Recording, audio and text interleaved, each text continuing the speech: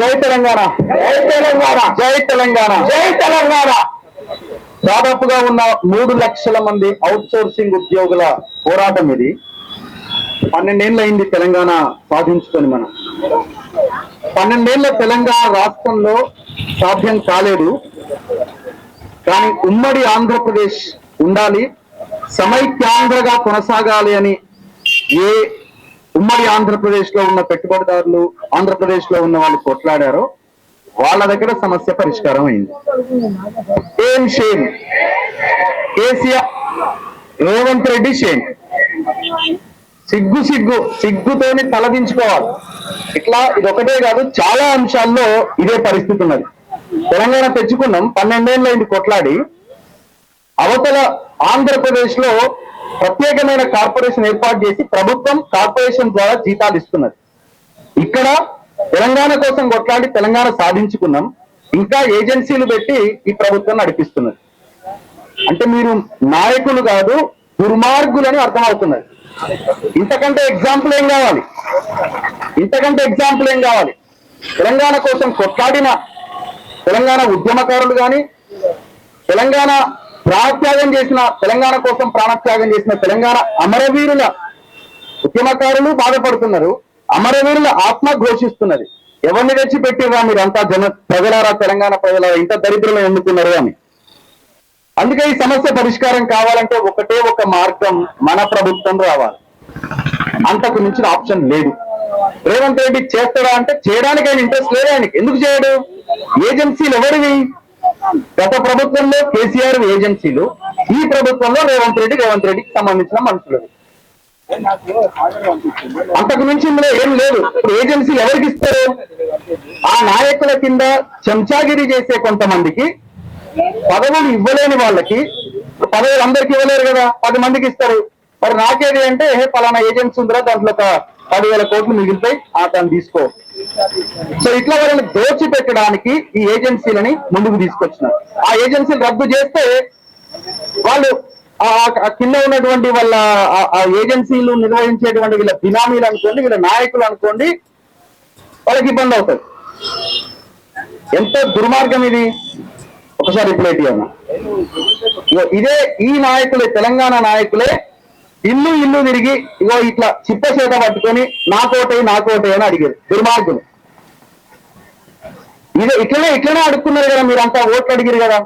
ఓట్లు అడిగినప్పుడు మీరు అన్ని హామీలు ఇచ్చినారు కదా. అవుట్ సోర్సింగ్ ఉద్యోగులని మేము కార్పొరేషన్ ఏర్పాటు చేస్తామని అన్నారు. అంతకుముందు ఏకంగా రద్దే చేస్తాం, అసలు ఈ వ్యవస్థే ఉండదు, ముఖ్యమంత్రి కాంట్రాక్ట్ పెట్టుకుంటే అయిపోద్ది కదా అన్నాడు. అసలు ఏమి మాట్లాడిన అక్కడ ప్రభుత్వం, ఆంధ్రప్రదేశ్ లో ఉన్న ప్రభుత్వం మాత్రం వాళ్ళని కార్పొరేషన్ పెట్టి వాళ్ళకి డైరెక్ట్ గా జీతాలు ఇస్తున్నారు. మరి ఇప్పుడు వీళ్ళు ఓట్లు అడుక్కొని గెలిచిన తర్వాత, పీఠం ఎక్కిన తర్వాత ఎందుకు మాట్లాడతలేదు దీని గురించి? ఇవాళ హెచ్ఎండిఏకి వెళ్ళినా, ఏ డిపార్ట్మెంట్కి వెళ్ళినా రిటైర్డ్ అయిన ఉద్యోగులకి మళ్ళీ పదవులు తీసుకొని లక్షల జీతాలు ఇస్తున్నారు. ఒక్కొక్కడికి 3 లక్షలు, 4 లక్షలు. వాడికి 75 ఏళ్ళు ఉంటాయి, షుగర్ 400 కొడుతుంటది, బాత్రూమ్ పక్కనే చైర్ ఉంటది.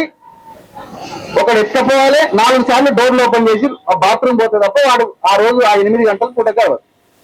ఇట్లాంటి వాళ్ళు 3 లక్షలు, 4 లక్షలు జీతాలు తీసుకుంటున్నారు. మేము రెగ్యులర్ గా మాట్లాడే ఆ స్త్రీనిధి ఎండి ఒక ఆయన విద్యాసాగర్ రెడ్డి 70 ఏళ్ళు దాటినాయి, ఆయనకు అర్హత లేదు. 5,400 కోట్ల బడ్జెట్ ఉన్న ఆ కార్పొరేషన్ కి ఆయన చైర్మన్ గా పెట్టినారు. మొన్న ఒకరికి ఎక్స్టెన్షన్ ఇచ్చిండు రీసెంట్, ఎక్కడో దగ్గర. మరి ఇట్లాంటి వాళ్ళని మేపుతున్నారు. తెలంగాణ కోసం పనిచేసిన, కొట్లాడిన వీళ్ళందరూ పోరాటం చేయడం వల్లనే తెలంగాణ రాష్ట్రం వచ్చింది. వీళ్ళ జీవితాలు మాత్రం ఇట్లున్నాయి. ఎంత వీళ్ళ జీతం? 40,000 జీతం ఉందా? ఎవరికన్నా 40,000 జీతం ఉందా? 35,000 జీతం ఉందా? 30,000 జీతం ఉందా? 13,000, 18,000, అంతా 20,000 లోపు జీతాలే. మళ్ళీ వీళ్ళు చేసే పని ఏంటి? గొడ్డు చాకిరి చేయాలి వీళ్ళు. రెగ్యులర్ ఎంప్లాయీస్ కంటే ఎక్కువ పని చేస్తారు వీళ్ళు. ఎవరో చెప్తున్నారు, ఉస్మానియా హాస్పిటల్లో స్లీపర్లు అవుట్ సోర్సింగ్ కింద అయిన వాళ్ళకి ఇంతవరకు పాపం జీతాలు లేవట. చాలా మంది ఉద్యోగాలు తీసేసారట. 9 నెలలుగా జీతాలు లేవట. మేము రోజు లైవ్ చేస్తా ఉంటే అందరూ పెడతా ఉంటారు 104 అని, 108 అని. మాకేంటి బాధ? నాకు ఇంతవరకు జీతాలు లేవు, 3 నెలలు 4 నెలలు 4 నెలలు మిషన్ భగీరథ, ఇట్లా చాలా మంది అవుట్ సోర్సింగ్ కింద ఉన్నారు. అది వాళ్ళకి కనీసం జీతాలు కూడా లేవు. వచ్చే జీతం తక్కువ, ఇవ్వాల్సిన జీతం 1వ తారీఖు ఇవ్వకుండా 3-4 నెలలు ఆపుతున్నారు. పిఎఫ్ లేదు, ఈఎస్ఐ లేదు.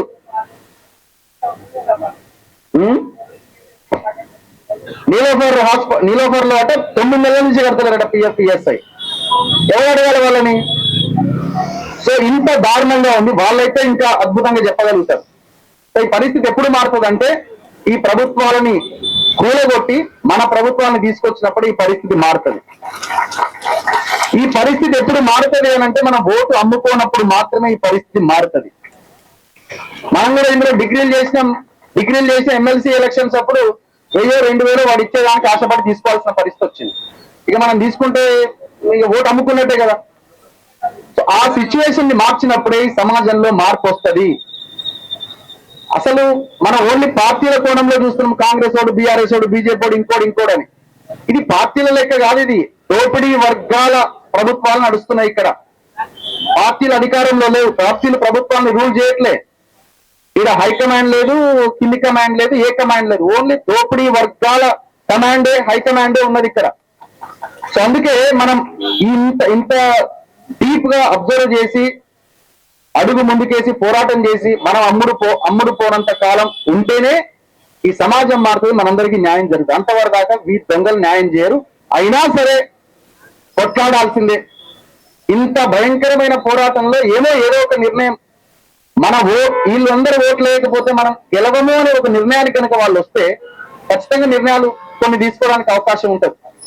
సో అందుకే రేవంత్ రెడ్డి సీటు కదులుతున్నది అని అనుకున్నప్పుడే నిర్ణయం తీసుకుంటాడు. రేవంత్ రెడ్డి సీటు కదిలించేలాగా మనం పోరాటాన్ని నిర్మాణం చేయాలి. అవసరమైతే రాహుల్ గాంధీ ఇంటి ముందుకు వెళ్ళి ధర్నాలు చేయాలి, రేవంత్ రెడ్డి ఇంటిని ముట్టడించాలి. ఇవన్నీ చేస్తేనే మనం ఇవన్నీ సాధించుకోగలుగుతాం. సో ఈ అవకాశం ఇచ్చిన మీకు అందరికీ ప్రత్యేకంగా ధన్యవాదాలు. మా ఫైట్ అయితే కంటిన్యూ అవుతుంది, దాంట్లో ఏం డౌట్ లేదు.